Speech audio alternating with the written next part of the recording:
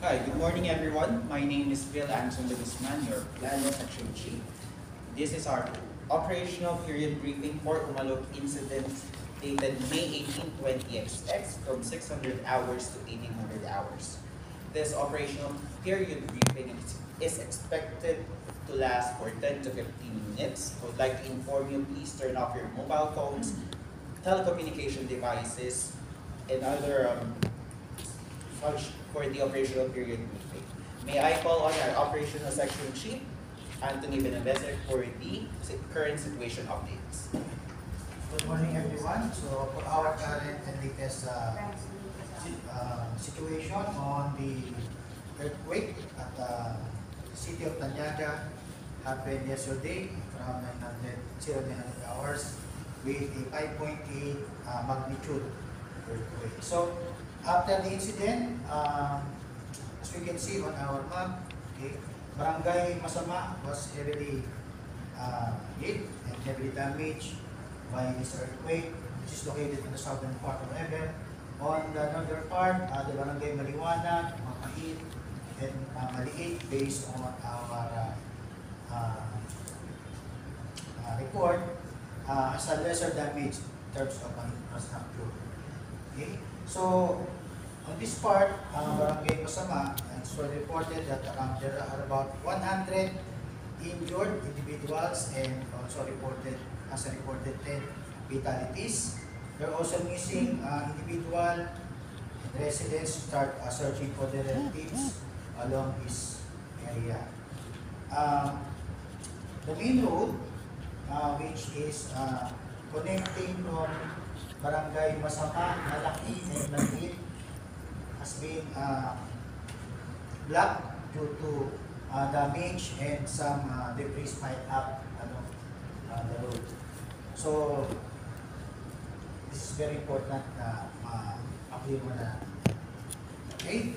So, mostly ito talaga yung ating update na kailangan resolve and this is the most affected area. Okay?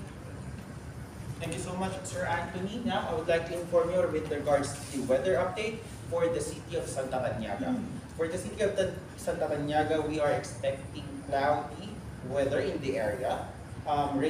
Rain is not expected with a minimum or maximum temperature of 31 degrees Celsius.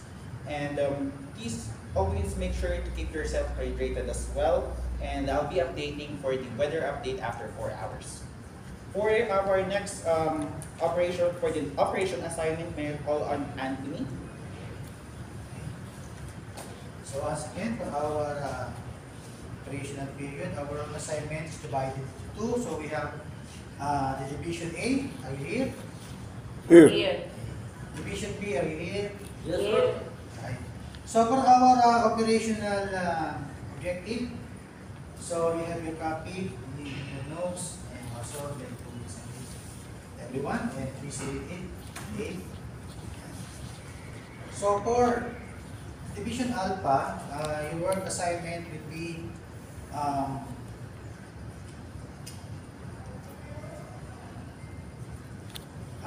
for the clearing operation, schools. Okay? Kaya yung mga black debris na nandiyan, you have to remove it. That is your primary objective. And then, for search and rescue, our reported missing individuals and trapped on the trapped buildings and other infrastructure, that is your priority. And then, for the medical assistance for those who are injured on our ground zero, that is your priority. And if possible, kung kailangan transport to the hospital, those severely injured, pwede natin gawin. So, yung medical team ng Division Alpha ang may responsibility. Okay? So, for Division A, you will be assigned here in Barangay Masama as the most heavily damaged areas. Okay? And for Division Bravo, we will operate here Barangay Maliit and some portion of Barangay Malaki for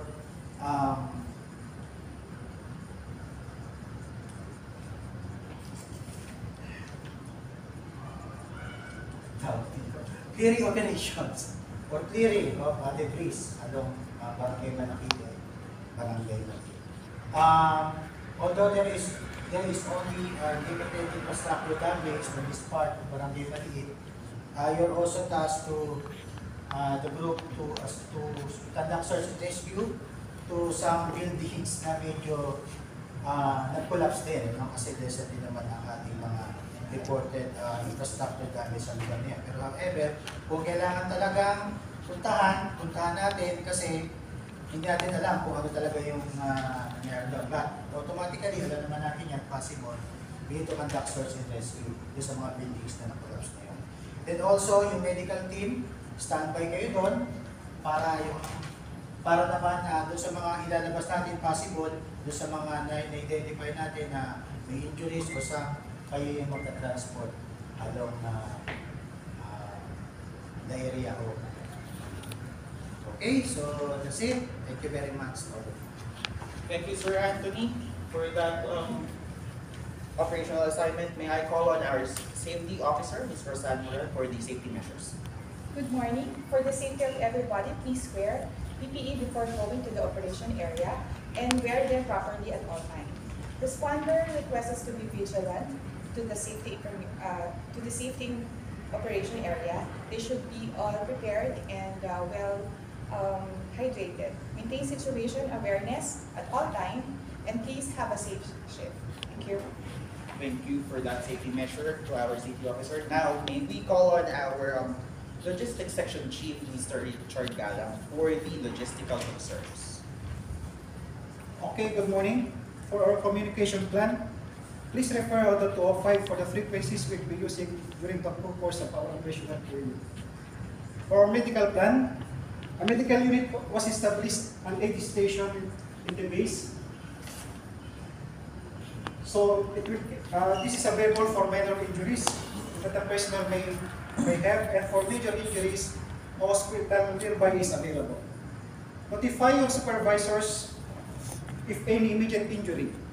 Also make sure that they can request ambulance through the communications. Meals and drinks are provided. We will be delivering to your respective areas. Equipment is running low on fuel on the scene, so there is an available tanker in the base to tender our fuel needs. And then supplies on the east side of the incident command post, the east side of the incident command post, where some extra personal protective equipment is available and other supplies. You can check out what you need there for your personnel. And then for any logistics concerns, please contact your immediate supervisors. That's it. Thank you so much, Mr. Galang, for that information. May I call on now our financial section chief, Ms. Geneva Bencito, for any financial concerns. Good day, everyone. We already have available fund. Initial expenses were made for food and other necessities. Please make sure your workers have recorded their times and make sure they collected all their paperwork needed for the mobilization. For reimbursements, please keep your receipts and see me at the incident command post. For the transparency of our financial reports, you can see our reports through our bulletin board. Thank you, ma'am. And for the public information plan and updates, may I call on our public information officer, Ms. Elizabeth Paga. Good morning. Thank you, sir. For the information, you will see a lot of people around the scene today. So please let's try to help them out. Get our message as long as they don't interfere with your operation and your incident action plan. You will see the list of the contact information and we will be doing our coverage media. And any concern regarding the media, you can see me. Thank you, Ms. Paga. And now may I call on the liaison officer regarding our cooperating agencies. Good morning. I'm trying to make contact with every agency that represented you in this incident. So if your agency rep has not checked in with me yet, please do so at the end of the ops briefing at the left side of this stage. And thank you for those who are here, BFP, PNP, and Navy. That's all. Thank you, Mr. Suma. And now lastly, before we end this briefing, may I call on our incident commander for the message. Thank you. Good morning. Thank you for this operational briefing. This incident has caused us huge impact to the community of Santa Tanyada. Anything we can do to help you, just notify your supervisor. We will make your job easier and faster. Our priority is your safety. Make sure your body is operating in a safe manner and unharmed. Let's finish this job on time. Have a good shift. Thank you for your dedication and commitment. May God be with you. Thank you so much. That's our Incident Commander Chief, Dr. Rosalie Santo Domingo. And now I would like to thank everyone for listening and for having this operational briefing session with us. And we will be having our next operational briefing tomorrow. That will be May 19, 20XX, starting 600 hours. If there will be any concerns, please approach us. Thank you and have a great day. Please be safe on the area. Thanks. 11 minutes and 3 seconds.